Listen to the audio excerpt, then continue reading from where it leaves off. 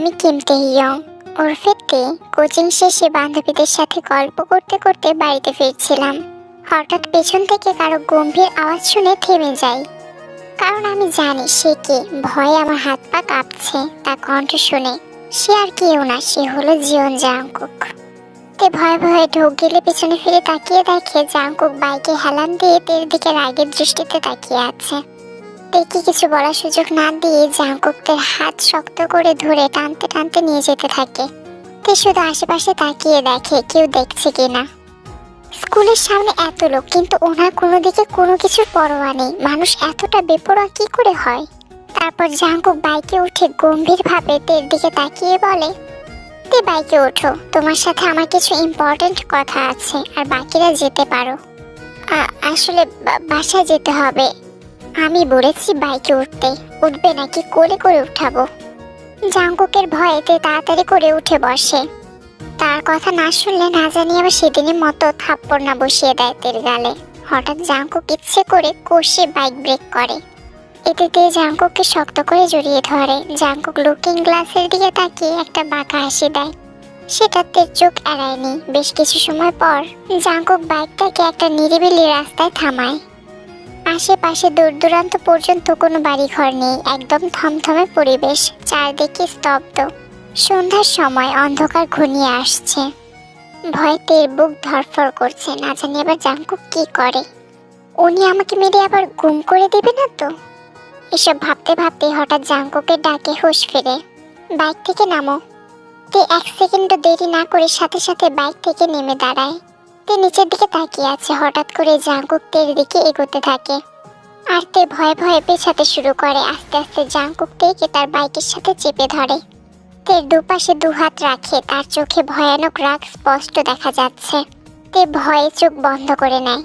তোর সমস্যাটা কি বলতো? আমার কথা কি তুই বুঝিস না, নাকি বুঝতে চাস না? কোনটা বলতো? কতবার বলেছি বাড়ি থেকে বোরকা আর নিকাব পরে বের হবি, কিন্তু তুই শুনলে তো?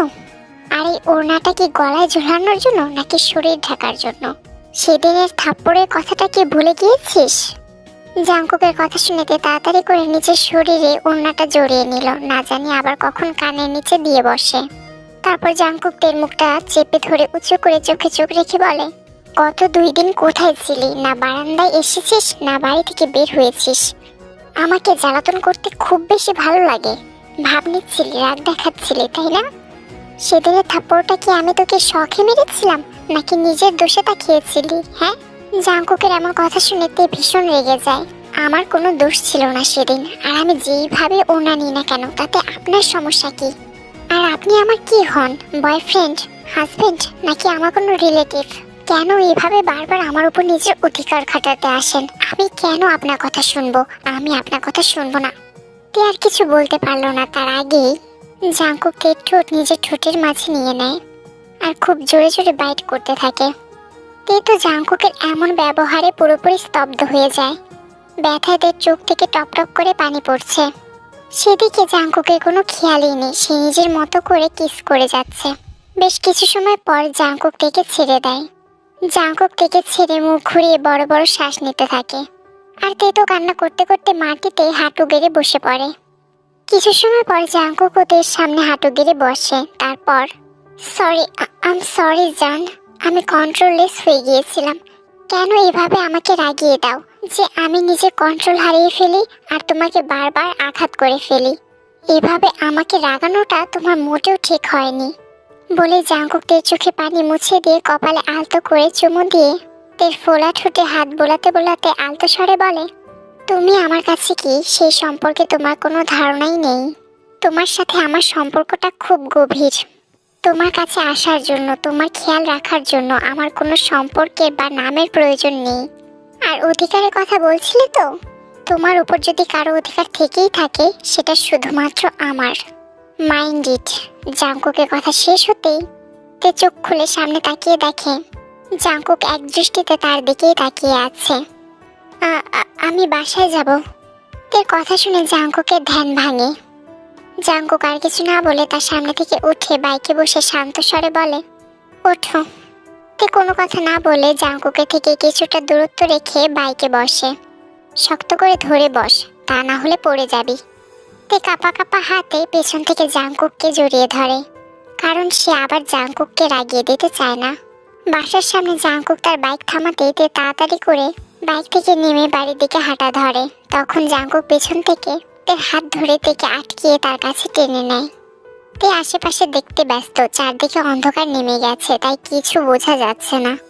জাংকুক আলতো করে তের থুতনি উঁচু করে তের কপালের উপর থাকা চুলগুলো কানের পেছনে গুজে দিতে দিতে বলে, তুমি আমার সম্পদ, আর আমি চাই না আমার সম্পদের দিকে কারো নজর পড়ুক। তাই বাড়ি থেকে বের হওয়ার সময় বোরকা নিকাব পরে বের হবে। তে চোখ বন্ধ করে শুধু মাথা নাড়ায়। তারপর জাংকুক তের হাত ছেড়ে দিতে তে বাড়ির ভেতরে দৌড় দেয়। সোজা নিজের রুমে গিয়ে দরজা লক করে দেয়। তারপর বেডে গা এলিয়ে দিয়ে চোখ বন্ধ করে জাংকুকের সাথে তার প্রথম দেখার কথা ভাবতে থাকে। ইন পাস্ট, তের বাবার চাকরির জন্য ছোট থেকে তাদের ঢাকার বাইরে থাকতে হয়েছে। কিন্তু হঠাৎ তে যখন ক্লাস 8-এ পড়ে তখন তের বাবা যে হোপে পোস্টিং ঢাকায় হয়ে যায়। তাই তে তার দাদুর বাসায় মানে ঢাকায় চলে আসে। তে দাদুর বাড়িতে আসার পর দিনকাল বেশ ভালোই যাচ্ছিল। এখানে আসা কিছুদিনের মধ্যেই সবার সাথে আর পরিবেশের সাথে নিজেকে মানিয়ে নেয় তে। কিছুদিন পর পাশের বাড়ির লিসার বিয়ে ঠিক হয়, আর সেখানে তেদের পরিবারকেও ইনভাইট করা হয়। তাদের সাথে ভালো সম্পর্ক ছিল, তাই লিসার জোরাজোরিতে হলুদের প্রোগ্রামেও তেকে যেতে হয়। আর সেই হলুদের প্রোগ্রামে যাওয়াটাই তের জীবনের সবচেয়ে বড় ভুল ছিল। সেদিন হলুদের প্রোগ্রামে হলুদ নিয়ে তে দুষ্টামি করছিল। ইউনু, তুই একদম আমার সুন্দর ফেসে হলুদ লাগাবি না বলে দিলাম, কিন্তু আমি অনেক কষ্ট করে মেকআপটা করেছি। বললেই হলো নাকি, তোর সারা ফেসে হলুদ লাগিয়ে আমি ভূতের মতো করে দেব তে? এই না না, একদমই না, এরকম করলে কিন্তু আমিও তোর ফেসে হলুদ লাগিয়ে দিব। আমিও কি কম নাকি? হঠাৎ দুষ্টুমির ছলে তে তার কাজিন ইউনুকে হলুদ লাগাতে গিয়ে কারোর সাথে ধাক্কা খায়, আর হলুদের বাটি গিয়ে পড়ে তার গায়ে। তে ভয়ে পিট পিট চোখে তাকিয়ে দেখে তার সামনে বেশ লম্বা সুদর্শন পুরুষ দাঁড়িয়ে আছে। লোকটার গম্ভীর চোখে শান্ত চাহনি দেখে তে ভয়ে চোখ বন্ধ করে ফেলে। আম সরি, আসলে আপনাকে খেয়াল করিনি, আমি অনেক অনেক সরি, প্লিজ আপনি কিছু মনে করবেন না বলেই এক দৌড় দিয়ে তে লিসার কাছে চলে যায়। এই তে আমার পাশে এসে বস, আয়, তোকে অনেক বেশি মিস করবো রে। আমিও আপু। আচ্ছা আপু, একটা লম্বা লোককে দেখলাম, উনি কে গো? আগে তো দেখলাম না কখনো। কে লম্বা লোকতে? ওই যে পাঞ্জাবি পরা লোকটা, কে গো? ও আচ্ছা, তুই জাংকুকের কথা বলছিস?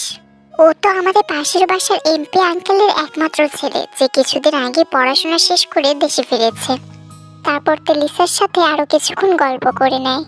সেদিনের মতো জাংকুকের সাথে আর দেখা হয় না তের। পরের দিন বিয়ে বাড়িতে জাংকুকের চোখের আড়ালে থাকার চেষ্টা করছে তে ভাবে যে তার চোখের সামনে পড়লে বুঝি সে কালকের জন্য তেকে শাস্তি দেবে। কিন্তু কথায় আছে না, যেখানে বাঘের ভয় সেখানেই সন্ধে হয়। তের সাথেও সেদিন তাই হয়েছিল। সেদিন তেহিয়াং জাংকুকের থেকে পালানোর জন্য তার চোখে না পড়ার জন্য সবার আড়ালে থাকে। কিন্তু লিসার দেবর বুগাম কিছুতেই তের পিছু ছাড়ছিল না, বারবার ডিস্টার্ব করছিল। তে অসংখ্যবার তাকে মানা করে দিয়েছিল, কিন্তু বুগাম তের কোনো কথাই কানে নেয়নি। তাই তে সবকিছু পিছু ছাড়াতে ছাদে এসে পড়ে, কিন্তু তে পিছু নিয়ে ছাদে চলে আসে বুগাম। প্লিজ তে, তুমি আমার কথা রাজি হয়ে যাও না প্লিজ। পুরো ছাদ খালি ছিল, চারদিকে অন্ধকার। বুগাম তের কাছে এসে বারবার তের গালে চুলে নিজের হাত রাখছিল, আর তেকে বোঝানোর চেষ্টা করছিল যাতে তার সাথে রিলেশনে যায়। কিন্তু বুগামের স্পর্শে তের বারবার গা গুলিয়ে আসছিল। তে, আমি তোমাকে অনেক ভালোবাসি, প্লিজ তুমি বিশ্বাস করো আমায়। প্লিজ বুগাম ভাইয়া, আপনি আমাকে এভাবে টাচ করবেন না। তে বারবার বুগামের থেকে নিজেকে ছাড়ানোর চেষ্টা করে যাচ্ছিল, কিন্তু বুগাম তের কথা কানেই নিচ্ছিল না। হুট করে সে তের হাত ধরে ফেলে। ভাইয়া, দয়া করে আমাকে ছেড়ে দিন, আমি আপনাকে ভালোবাসি না। কেন তে, আমার মধ্যে কি নেই যে তুমি আমাকে ভালোবাসতে পারছো না? আমি যে প্রথম দেখাতে তোমাকে আমার মন দিয়ে দিয়েছি বলেই বুগাম তের হাত ধরে তেকে নিজের দিকে টেনে নিচ্ছে। তে ভয় চোখ বন্ধ করে ফেলে, কিন্তু হঠাৎ কোনো কিছু পড়ার শব্দতে তাকিয়ে দেখে বুগাম নিচে পড়ে আছে, আর জাংকুক তাকে ইচ্ছে মতো মারছে। তে জাংকুকের রাগ দেখে তো পুরোই অবাক। জাংকুক ভয়ঙ্কর রেগে আছে, যেন তার কাছের জিনিসে কেউ নজর দিয়েছে। তে তখন বুগামের দিকে তাকিয়ে দেখে তার অবস্থা করুণ। তে গিয়ে জাংকুককে ছাড়ানোর চেষ্টা করে। এবার ওনাকে ছেড়ে দিন, আর মারবেন না ওনাকে, উনি মরে যাবে তো, শুনছেন আপনি? জাংকুকের কোনো থামার নাম নেই। তখন তে গিয়ে তাকে জড়িয়ে ধরে থামানোর চেষ্টা করতে থাকে। তে জড়িয়ে ধরার সঙ্গে সঙ্গে জাংকুক থেমে যায় আর এই সুযোগেই বুগা মুঠে চলে যায়। তারপর জাংকুকও বড় বড় শ্বাস নেয়। জাংকুক তের দিকে ভয়ঙ্কর রাগী দৃষ্টি নিক্ষেপ করে সেখান থেকে চলে যায়। জাংকুক চলে যেতে তেও তার বাড়িতেই চলে আসে। 2 দিন আর তে বাড়ি থেকে বেরই হয় না। 3 দিনের দিন অন্যান্য দিনের মতোই স্বাভাবিকভাবে তে স্কুলে যায়। স্কুল ছুটি পর দেখে তার স্কুল গেটের সামনে মেয়েরা ভিড় করে দাঁড়িয়ে আছে। কি যেন দেখছে তারা, কি দেখছে তা দেখতে তেও তাদের সামনে যায় আর গিয়ে দেখে জাংকুক তার বাইকে হেলান দিয়ে দাঁড়িয়ে ফোন টিপছে আর তার দিকেই সবার নজর রয়েছে। তে জাংকুককে এখানে দেখে বেশ ঘাবড়িয়ে যায়। আরে উনি তো সেই লোকটা, উনি এখানে কি করছেন? উনি যদি আমার সেদিনের জন্য বকা দেয়, না না বাবা, তার চেয়ে ভালো আমি এখান থেকে ভালো ভালো কেটে পড়ি ভাবতে তে তাড়াতাড়ি করে হাঁটা শুরু করে। সেদিন থেকে জাংকুক পেছন থেকে অনেক ডাকাডাকি করে, কিন্তু তে কোনো প্রকার সাড়া না দিয়ে সেদিন পালায়। এরপর থেকে এসব যেন জাংকুকের রেগুলার রুটিন হয়ে দাঁড়ায়। প্রতিদিন ছুটির শেষে রুটিন মাফিক দাঁড়িয়ে থাকতো জাংকুক। এভাবেই দিন চলতে থাকে। আস্তে আস্তে জাংকুক তের উপর নিজের জোর খাটাতে থাকে, অধিকার বিস্তার করতে লাগে। সেদিন তো তে গলায় ওড়না নিয়েছিল বলে জাংকুক তাকে থাপ্পড়ি দিয়ে দেয়। তে তো বুঝতে পারে না জাংকুক তার সাথে কেন এমনটা করে। সেদিন জাংকুক তের জন্য কিছু রুলস তৈরি করে দিয়েছে, যেমন সকালে ঘুম থেকে উঠে বারান্দায় আসতে হবে। কোনো খালাতো ভাই, চাচাতো ভাই, মামাতো ভাই, ফ্রেন্ড টাইপের ভাইয়া থাকা চলবে না। কোনো ছেলে ফ্রেন্ড থাকা চলবে না, এমনকি ক্লাসের কোনো ছেলের সাথে কথা বলাও চলবে না। আর এইসব রুলস বানানোর সাথে এটাও বলেছে তার কথা না শুনলে থাপ্পড় দিয়ে সব দাঁত ফেলে দেবে। সেদিন জাংকুকের একটা থাপ্পড় খেয়ে শিক্ষা হয়ে গেছে তের, আর খেতে চায় না সে। কবে যে তার টর্চার থেকে মুক্তি পাবে বেচারি। তে ভাবতে ভাবতেই ঘুমের দেশে পাড়ি জমায়। বর্তমান তে সকালে ঘড়িতে অ্যালার্ম বাজতেই উঠে ফ্রেশ হয়ে বারান্দায় চলে যায় আর গিয়ে দেখতে পায় জাংকুক তার রুমের বারান্দায় দাঁড়িয়ে এক্সারসাইজ করছে। জাংকুককে এই অবস্থায় কোনো হিরোর থেকে কম লাগছে না। বলতেই হবে এই ব্যাটা অনেক হ্যান্ডসাম আছে। যদি সে রাগী না হতো তাহলে তার ওপর সত্যি ক্রাশ খেতাম। এসব ভাবতে ভাবতে সামনে জাংকুকের দিকে তাকিয়ে দেখতে পায় জাংকুক তের দিকে সূক্ষ্ম দৃষ্টিতে তাকিয়ে আছে। দুজনে চোখাচোখি হতেই জাংকুক তার ভ্রু নাচিয়ে জিজ্ঞেস করে, কিরে কি খবর? না না কিছুই না বলে তে তার রুমের দিকে যেতে নিলেই জাংকুক রাগী চোখে তের দিকে তাকায়। সাথে সাথে ভয়েতে থেমে যায়। জাংকুক তার বারান্দায় রেলিং এর কাছে এসে তের দিকে তাকিয়ে কফির মগে চুমুক দেয়। তে মাথা নিচু করে দাঁড়িয়ে আছে। কফি শেষ হতে জাংকুক তেকে ইশারায় যেতে বলে। তেও সাথে সাথে চলে আসে। এটা নতুন কিছু না, এটা জাংকুকের প্রতিদিনের কাজ। আসলে জাংকুক চায় তার সকাল যেন তেকে দিয়ে শুরু হয়, কিন্তু কেন তার উত্তর তে এখনো পায়নি। আর না জাংকুক তের কোনো প্রশ্নের উত্তর দেয়। এভাবে বেশ কিছুদিন কেটে যায়। জাংকুক আগের থেকে একটুও বদলায়নি, আগের মতোই নিজের অধিকার খাটিয়ে আসছে তের প্রতি। একদিন তে স্কুলের প্রোগ্রামে নাচের জন্য প্র্যাকটিস করছিল। তের ম্যাম তের সাথে একজন ছেলে পার্টনার চয়েস করে দেয়। না না ম্যাম, আমি কোনো ছেলের সাথে ড্যান্স করতে পারবো না। কামন তে, ও তোমার জুনিয়র, কিছুই হবে না। আর ছেলেটাও অনেক ভালো নাচ করতে পারে, আর তুমিও তো অনেক সুন্দর নাচ করো, প্লিজ আর না করো না। তে প্রথমে না করলেও পরে ম্যামের রিকোয়েস্টে রাজি হয়ে যায়। আর ওই ছেলেটার নাম ছিল সুহ। তে তখন সুহর সাথে নাচে প্র্যাকটিস করছিল। হঠাৎ কেউ নাচের মধ্যে তেকে টান দিয়ে নিচের দিকে ঘুরিয়ে তের গালে থাপ্পড় বসিয়ে দেয়। তে তাল সামলাতে না পেরে নিচে পড়ে যায়। তারপর সামনের দিকে তাকিয়ে দেখে জাংকুক দাঁড়িয়ে আছে। মনে হচ্ছে সরাসরি অফিস থেকে এসেছে সে। জাংকুকের রাগী চেহারা দেখে তাকে কোনো হিংস্র প্রাণী বলে মনে হচ্ছে। আর তে তো নিচে পড়ে আছে, অজান্তেই তের চোখ থেকে পানি ঝরছে রাগে আর অপমানে। তখন জাংকুক রেগে মেগে তেকে উঠিয়ে টানতে টানতে গাড়িতে নিয়ে বসায়। অন্য ছেলেদের গায়ে পড়তে তোর অনেক বেশি ভালো লাগে তাই না? বলতে বলতে জাংকুক তেকে টানতে টানতে নিয়ে গিয়ে গাড়িতে বসায়। বাড়ির সামনে গাড়ি থামতে তে কান্না করতে করতে বাড়ির ভিতরে চলে যায়। আজকে জাংকুকের এমন ব্যবহারে তে বেশ কষ্ট পেয়েছে। সে আজ সবার সামনে তাকে অপমান করেছে। তে বাড়ি ফিরে গালে হাত দিয়ে দেখে 5 আঙ্গুলের দাগ বসে গেছে। তে আর সেদিন রুম থেকে বের হয় না, বারান্দাতেও যায় না। তের মা ইয়নজুন বেশ কয়েকবার ডেকে গেছে, কিন্তু তে বের হয়নি। জাংকুকের এমন ব্যবহারের কথা তের বাড়ির কারোরই আর অজানা নেই, কারণ সেদিন জাংকুকের এমন ব্যবহারে তের বাড়িতে আর জাংকুকের বাড়িতে স্কুলের একজন ম্যাম জানিয়ে দেয়। জাঙ্কুকের এমন বেপরোয়া কাজকর্মের জন্য তাকে সবার সামনে ছোট হতে হয়েছে। পরের দিন সকালে দরজা খুলতে দেখি ড্রয়িং রুমে জাঙ্কুক আর তার বাবা মা বসে আছে, সাথে আমাদের বাড়ির সবাই রয়েছে। আমি ওনার বাবা মাকে সালাম দিয়ে ঘরে ফিরে আসি। জানি না সেদিন ওনাদের মধ্যে কি কথা হয়েছে, কারণ সেদিন আমি আর নিজের রুম থেকে বেরিয়ে হই না। সন্ধ্যায় যখন ছাদে কাপড় আনতে গেলাম, সে সময় হঠাৎ কি অন্ধকারে আমাকে সিঁড়ির রুমের পেছন থেকে জড়িয়ে ধরে। আমি ভয়ে জোরে চিৎকার দিতে নিলে সে আমার মুখ চেপে ধরে। আমি উপরের দিকে তাকাতে আবছালোতে দেখি, ও মা, এটা তো জাঙ্কুক ভাইয়া আমার দিকে তাকিয়ে আছে। তার চোখ ছলছল করছে। আমি কিছু বলবো তার আগেই উনি আমার যেই গালে থাপ্পড় দিয়েছিল সেই গালে নিজের ঠোঁটের অসংখ্য চুমু দিতে লাগে, আর বারবার মাতাল কণ্ঠে সরি বলেই যাচ্ছে। আমি তো পুরো বরফ হয়ে যাই, চোখ খিচে বন্ধ করে ফেলি। আমার বুক ধুকপুক করছে, শরীর কাঁপছে, কিন্তু উনি অনবরত চুমু দিয়ে যাচ্ছে। সেদিন তার বলা প্রত্যেকটা কথায় ঘুরে চলে গিয়েছিলাম আমি। কেন জানি না সেদিন তার জন্য মনে কিছু অনুভূতি হয়েছিল। সেদিন তার বলা শেষ কথা ছিল, তোমাকে পাবার জন্য তোমার থেকে দূরে যাচ্ছি, ফিরে এসে সারা জীবনের জন্য তোমাকে নিজের করব।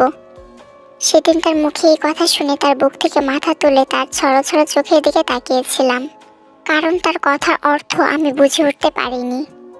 যাওয়ার আগে আমার কপালে গভীর চুমু দিয়ে বলেছিল, নিজের খেয়াল রেখো। সেদিন তার প্রত্যেকটা আচরণ কথায় অবাক হয়েছিলাম শুধু, কারণ যে চোখে সবসময় রাগ দেখেছি সেদিন তার সেই চোখে কষ্ট দেখতে পেয়েছিলাম। পরের দিন সকালে ঘুম থেকে উঠে আমার কাজিন আয়ুর কাছ থেকে জানতে পারি উনি গত রাতে দেশ ছেড়ে লন্ডন চলে গেছে। আমি এটা শোনা মাত্রই বারান্দায় চলে যাই। বারান্দায় গিয়ে দেখি বারান্দার দরজা আটকানো।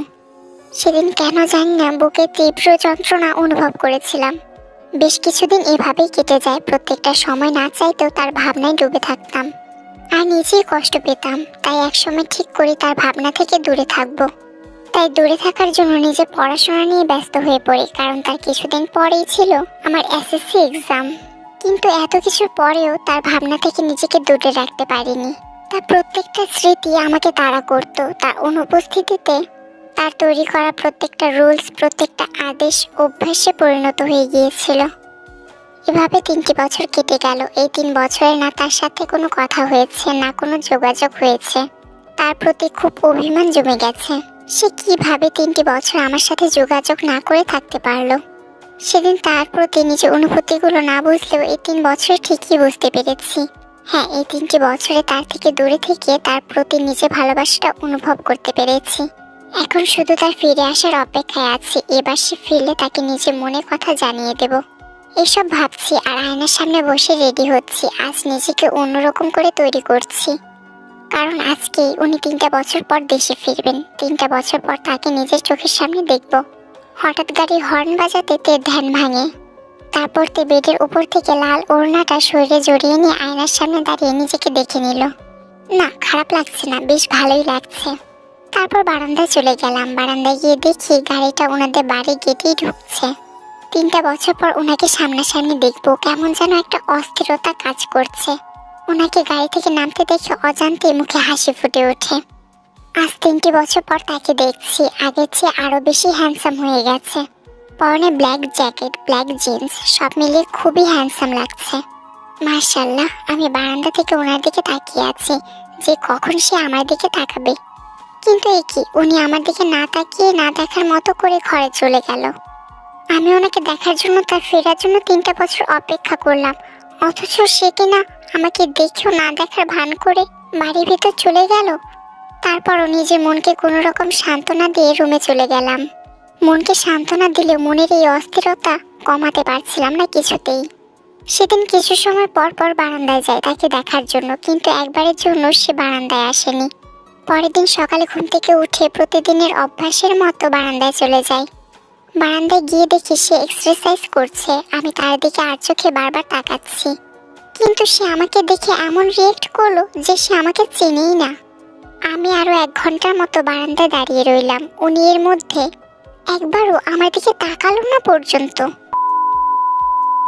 একদিন বিকালে তাদের বাড়িতে যাই আম্মুর সাথে। আম্মু আমাকে সাথে করে নিয়ে যায়। আমিও এমন একটা সুযোগেরই অপেক্ষায় ছিলাম। ওনাদের বাড়িতে গেলে আন্টি আমাকে উপরের রুমে পাঠায় বাড়ি ঘুরে দেখতে। আম্মু আর আন্টি গল্প করছিল নিচে। আমি আস্তে আস্তে উপরের রুমের দিকে যেতেই সেখানে হাসির শব্দ শুনতে পাই। সেদিকে এগিয়ে গিয়ে যা দেখি তা দেখে আমার চোখ কপালে উঠে যায়। জাঙ্কুক একটা মেয়ের সাথে বসে বসে গল্প করছে আর হাসাহাসি করছে। তা দেখে কেন যেন আমার বুকটা মোচড় দিয়ে উঠল। প্রচন্ড কষ্ট অনুভব হলো। নিজের ভালোবাসার মানুষের সাথে এভাবে অন্য কাউকে দেখলে হিংসা হবারই কথা, যন্ত্রণা হবারই কথা। আমারও তাই হচ্ছিল। আমি সেখান থেকে চলে আসি নিচে, এসে আম্মুর সাথে বাড়িতে চলে আসি। সেদিন বাসায় এসে খুব কান্না করি। পরের দিন সকালে রেডি হয়ে ভার্সিটিতে যাওয়ার জন্য বাড়ি থেকে বের হতেই দেখি জাঙ্কুক কালকে সেই মেয়েটার সাথে গাড়ি দিয়ে কোথাও যাচ্ছে। আমার তাদের দুজনকে একসাথে দেখে মেজাজটাই খারাপ হয়ে যায়। আমি রেগে চোখ ঘুরিয়ে ফেলি, তারপর অটো ডেকে তার মধ্যে উঠে চলে যাই। ভার্সিটি থেকে এসে নিজের রুমে ঘুমিয়ে যাই, আর বারান্দায় যাই না।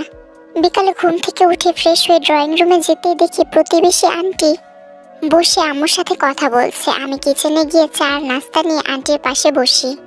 জানেন ভাবি, ওই যে এমপির ছেলে জাঙ্কুক আছে না, তার বিয়ে ঠিক হয়েছে। মেয়ে নাকি তাদের আত্মীয়। আজ সকালে মেয়েকে নিয়ে গাড়ি করে কোথায় যেন যাচ্ছিল। আন্টির কথা শুনে আমি স্তব্ধ হয়ে যাই। আমার হাত থেকে চিনির চামচটা নিচে পড়ে যায়। আন্টি আমার দিকে তাকিয়ে বলে, তে তুমিও তো দেখেছো সকালে ভার্সিটিতে যাওয়ার সময়, তাই না? আমি শুধু মাথা নাড়ালাম, তারপর উঠে রুমে চলে যাই। আমার আর কিছু শোনার মতো শক্তি সাহস কিছুই ছিল না। রুমে এসে দরজা বন্ধ করে চিৎকার করে কান্না করছি। আজ মনে হচ্ছে আমার দুনিয়া বুঝি থমকে গেছে, যার জন্য 3টা বছর ধরে অপেক্ষা করছি। অথচ সে কিনা 3 বছর পর দেশে ফিরে অন্য কাউকে বিয়ে করবে। তাহলে আমার সাথে যা করেছে তা কি ছিল? সে কি আমাকে কখনই ভালোবাসেনি? সেদিন খুব কষ্ট হয়েছে। সারা রাত ফ্লোরে শুয়ে চিৎকার করে কান্না করেছি। সে আমার সাথে এমন কি করে করলো? তাহলে আমাকে কেন 3 বছর অপেক্ষা করালো? সেদিন সারা রাত এসব ভেবে কান্না করে গেছি। ভোর রাতের দিকে সিদ্ধান্ত নেই যে আমি আর তার কথা ভাববো না, নতুন করে নিজের জীবন শুরু করব। আমি ইউনু ভাইয়াকে হ্যাঁ বলবো। সে বারবার আমার কাছে প্রেম নিবেদন করেছে, আর আমি বরাবরই তাকে ফিরিয়ে দিয়েছি, শুধু জাঙ্কুককে ভালোবেসে। কিন্তু জাঙ্কুক যেহেতু আমাকে ভালোবাসে না, অন্য কাউকে বিয়ে করছে, তাহলে আমি কেন পিছিয়ে থাকবো? আমি কালই ইউনুকে আসতে বলবো আর আকত করে রেখে যেতে বলবো। যেই ভাবনা সেই কাজ। সকাল 6টায় ইউনু ভাইয়াকে তার বাড়ির মানুষ নিয়ে আসতে বললাম বিয়ের জন্য। আমি বলতেই সে রাজি হয়ে যায়, যেন এমনই একটা সুযোগের অপেক্ষায় ছিল সে। ব্রেকফাস্ট টেবিলে আব্বুকে সরাসরি জানাই আমি ইউনুকে বিয়ে করছি। আব্বু আম্মু কিছু বলতে চাইলে তাদের এই বলে থামিয়ে দেয় যে যদি তারা রাজি না হয় তাহলে আমি নিজে বড় কোনো ক্ষতি করে বসবো। এই হুমকিতে তারা ইউনুর সাথে আমার বিয়ে দিতে রাজি হয়ে যায়। বিকেলবেলা ইউনু ভাইয়া তার পরিবার নিয়ে আমাদের বাড়িতে আসে। একদম আকদে প্রস্তুতি নিয়ে এসেছে তারা। আমিও বেশ সাদামাটা ভাবে সেজে তাদের সামনে যাই। পরনে ছিল হালকা গোলাপি শাড়ি, আর চুলগুলো ছিল খোপা করা। মনে রাগ আর কষ্ট নিয়ে ইউনুকে বিয়েটা করছিলাম। আমাকে ইউনুর পাশে বসাতেই দেখি ইউনুর মুখে হাসি ফুটে ওঠে। আমি রোবটের মতো সবকিছু করছিলাম। তারপর সবাই ইউনুকে আমার হাতে রিং পরিয়ে দিতে বলে। আমি কাঁপা কাঁপা হাত তার দিকে এগিয়ে দেই। ইউনু আমার আঙুলে রিং পরাতে নেবে, ঠিক সেই সময় কেউ একজন ইউনুর হাত ধরে ফেলে। সামনে থেকে তাকাতেই বরফ হয়ে যায়, কারণ সামনে জাঙ্কুক ছিল। জাঙ্কুক রেগে মেগে সিংহের মতো হিংস্রভাবে গর্জন করছে। জাঙ্কুক ভাইয়া ওনার হাত ছাড়েন, আজ আমাদের আকত। জাঙ্কুক আমার কথায় রেগে আমার দিকে ঘাড় ঘুরিয়ে তাকায়। আমি চুপ হয়ে যাই। জাঙ্কুক ইউনুর কলার ধরে দাঁড় করিয়ে রেগে বলে, জানে বাঁচতে চাইলে সুন্দর মতো এখান থেকে বিদায় হ, নয়তো তোকে খুন করে ফেলবো। আগের বার আমার হাত থেকে বেঁচে গিয়েছিলি, এবার বাঁচবি না তুই, বলে দিলাম। তে শুধু আমার, আজকের পর ওর দিকে নজর দিলে মেরেই ফেলবো তোকে। আমি ওনার কথা শুনে ওনার দিকে অবাক চোখে তাকিয়ে থাকি। ইউনুও ভয়ে তার পরিবার নিয়ে চলে যায়। তারা চলে গেলে জাঙ্কুক ভাইয়া আব্বুর দিকে তাকিয়ে চিৎকার করে বলে, আঙ্কেল আপনি আমার সাথে এমন কি করে করছিলেন? আপনি 3 বছর আগে বলেছিলেন তের থেকে দূরে থাকতে। তের প্রাপ্তবয়স্ক হলে তাকে আপনি আমার হাতে তুলে দিবেন। তাহলে সেই আপনি কি করে আপনার কথা বরখেলাপ করে ইউনুর হাতে তাকে তুলে দিচ্ছিলেন? আমি শুধুমাত্র তেকে পাবার জন্য তার থেকে, এই দেশ থেকে দূরে ছিলাম। 3 বছর পর নিজের দেশে ফিরেছি, শুধু তাকে নিজে করে পাবার আশায়। কি করে আপনি এমন কিছু করছিলেন আঙ্কেল? তের আব্বু শান্ত স্বরে বলে, তোমার তো বিয়ে ঠিক হয়ে আছে অন্য কারোর সাথে, তাহলে আমরা তেকে অন্য কোথাও বিয়ে দিতেই পারি। আঙ্কেল আপনাকে এসব উল্টাপাল্টা কথা কে বলেছে? কেন? এলাকা সবাই তো জানে এ কথা, আর মেয়ে তো তোমাদের বাড়িতেই রয়েছে।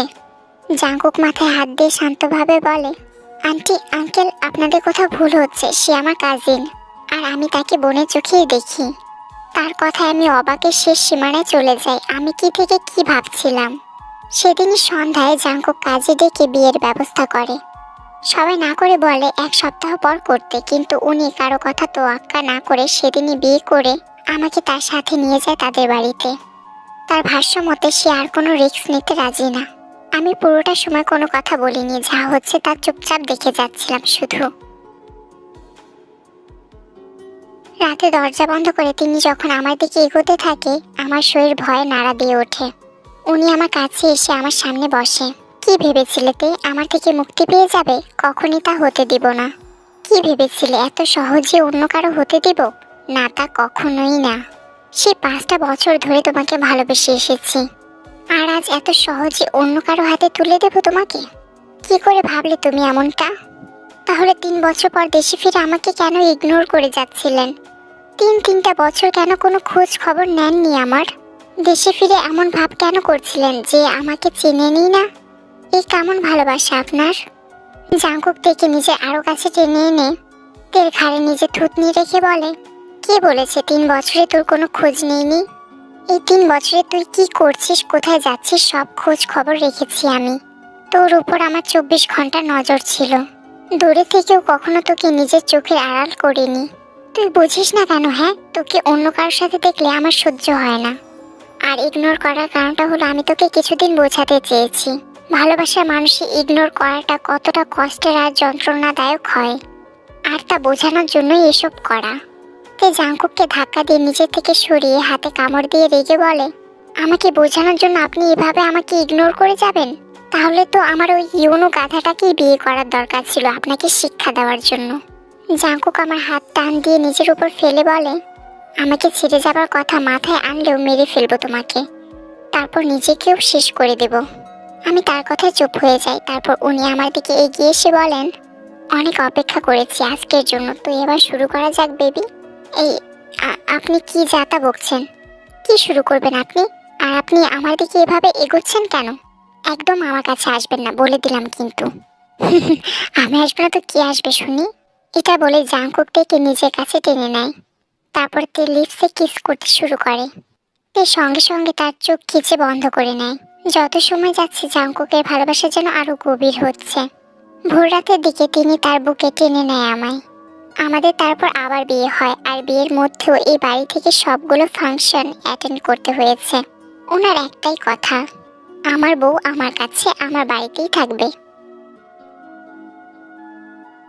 আজ বিয়ে 4 বছর কেটে গেল, কিন্তু 4 বছর এক রাতের জন্য ওনাকে ছাড়া বাবার বাড়িতে বা অন্য কোথাও থাকতে পারিনি। উনি কখনো থাকতেই দেয়নি।